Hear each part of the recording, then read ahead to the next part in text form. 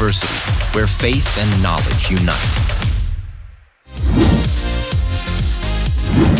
Mount St. Helens, once a quiet, picturesque volcano in Washington state, it resembles a damaged anthill today, scarred from the 1980 eruption that reduced its peak by 1,300 feet.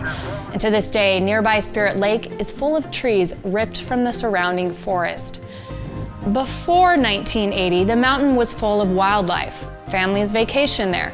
The YMCA operated a youth camp nearby. But after, that seemed gone forever. You're left with a lunar-like landscape after the eruption. What would be the first plants to come in? What would be the first animals? How is it going to happen? And the biologists were all placing their bets, you see.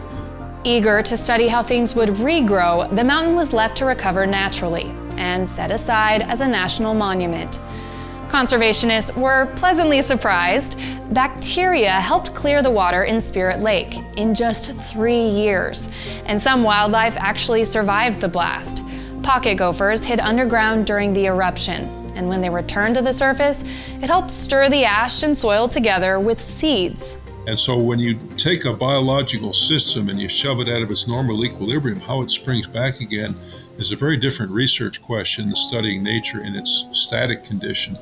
Bill Hosch, who leads group tours to the mountain every year, says the eruption demonstrates how fast catastrophic events can change an environment and how fast recovery can happen.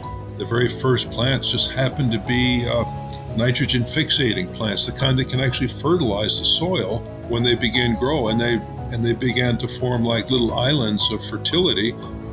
Logs floating on Spirit Lake began sinking, and today, below the water, there are thousands standing vertically. If you drain Spirit Lake today, it would look like an ancient forest, but it's not a forest that grew there. Those are redeposited logs.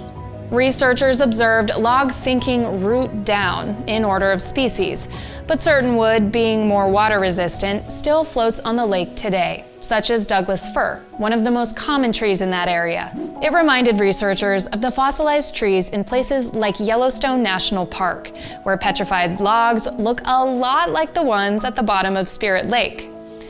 Explaining how rock deposits formed in the unknown past, that's educated guesswork. But at Mount St. Helens, we know how the landscape there today formed. That's what has kept the 1980 eruption and recovery a focal point for decades. If you like that story, do me a favor, tap the like and subscribe button below. And if you really liked it, check out the full show free for a week. Just head over to worldwatch.news/free video.